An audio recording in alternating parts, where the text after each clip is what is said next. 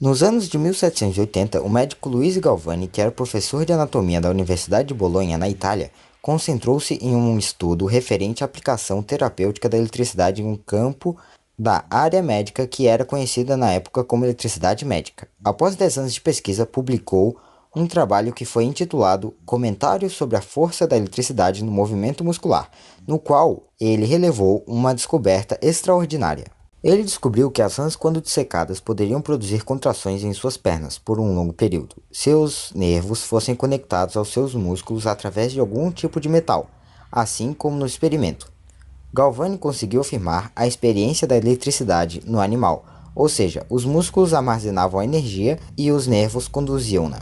Anos após essa grande descoberta, vários cientistas da época produziram os experimentos de Galvani. Um deles era o físico Alessandro Volta, que na época era professor de física na Universidade de Pavia, também na Itália. No experimento de Volta, ele reconstruiu um modelo atribuindo aos metais condutores e ao fluxo existente no tecido animal. O motivo da condução elétrica, negando assim a existência de uma eletricidade animal, que para ele o par de condutores metálicos, quando conectado ao condutor úmido, neste caso o líquido ácido contido nos músculos do animal, permitia o fluxo de uma corrente de eletricidade de um para o outro. Verificou que, se dois metais diferentes em contato um com o outro, um dos metais fica ligeiramente negativo e o outro ligeiramente positivo. Estabeleceu-se entre eles uma diferença de potencial, ou seja, uma tensão elétrica.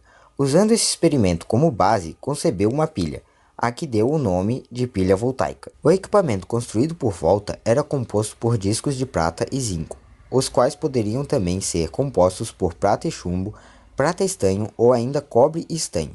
Os pares metálicos eram empilhados e separados do seguinte por um disco de um material poroso, que era embebido em uma solução de sal. Esta pilha produzia energia elétrica sempre que os fios condutores eram ligados aos discos de zinco e de cobre, colocados na extremidade da pilha. Criada também pelo cientista Alessandro Volta, a pilha alcalina ganhou este nome devido à pureza de seu material.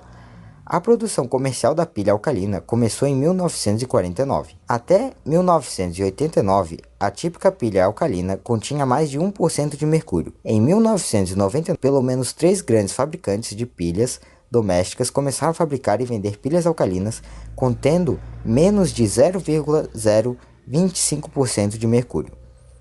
Em 1993, os maiores fabricantes europeus, americanos e japoneses eliminaram todo o mercúrio de suas pilhas e assim passaram a não prejudicar o meio ambiente e a saúde. As pilhas alcalinas são um tipo de pilha com a base de funcionamento muito parecida com a pilha comum. A diferença consiste no fato da pilha comum ser ácida em razão da hidrólise do cloreto de amônio. Este sal é produzido de uma reação entre uma base fraca e um ácido forte. Por isso, quando ele sofre hidrólise, o meio fica ácido. Já na pilha alcalina, esse composto é substituído por uma substância básica, como hidróxido de potássio ou hidróxido de sódio. Em termos de composição geral, a pilha alcalina é composta de um ânodo de zinco poroso imerso em uma solução alcalina, de hidróxido de potássio ou de hidróxido de sódio, e de um cátodo de dióxido de manganês compactado, envoltos por uma capa de aço niquelado, além do separador de papel e de um isolante de nylon. Essa alteração faz com que a pilha dure mais, cerca de 5 a 8 vezes mais do que uma pilha ácida. Isso se deve principalmente a 3 consequências do uso de hidróxido de potássio. Primeiro, como não há cloreto de amônio, não haverá a formação da amônia, que se envolve no bastão de grafita, atrapalhando o trânsito de elétrons e, consequentemente, diminuindo a voltagem da pilha. Segundo, o hidróxido de potássio tem maior condutividade elétrica que o cloreto de amônio. Terceiro, o elétrodo de zinco sofre desgaste mais lento, nesse caso em meio básico. O uso dessa pilha se torna melhor e mais seguro por ainda outro motivo. O eletrólito alcalino impede que ocorram reações quando a pilha não está em uso. Já na pilha ácida, se ela estiver armazenada dentro do aparelho elétrico, acontecerão reações que provocam a corrosão e o vazamento do material em seu interior. Visto que a pilha possui metais pesados e tóxicos, esse fato constitui um grande perigo à saúde. Diferenciais da pilha alcalina. Comparando-a com a pilha seca comum, a pilha alcalina mantém a tensão constante por mais tempo e dura cerca de 4 vezes mais. Isso ocorre porque o hidróxido de potássio ou sódio é melhor condutor eletrolítico, resultando em uma resistência interna muito menor do que na pilha comum ou seca.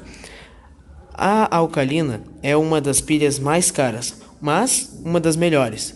A pilha alcalina é capaz de fornecer correntes mais elevadas, tem ótimo desempenho em baixas temperaturas, bom rendimento em equipamento de alto consumo e excelente proteção contra vazamentos.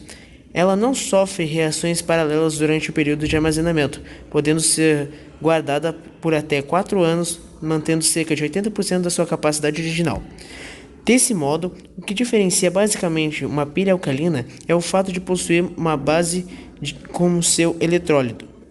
Por isso, a pilha alcalina pode ser de ferro-níquel, prata-zinco, mercúrio-zinco, zinco-manganês e níquel-cádmio.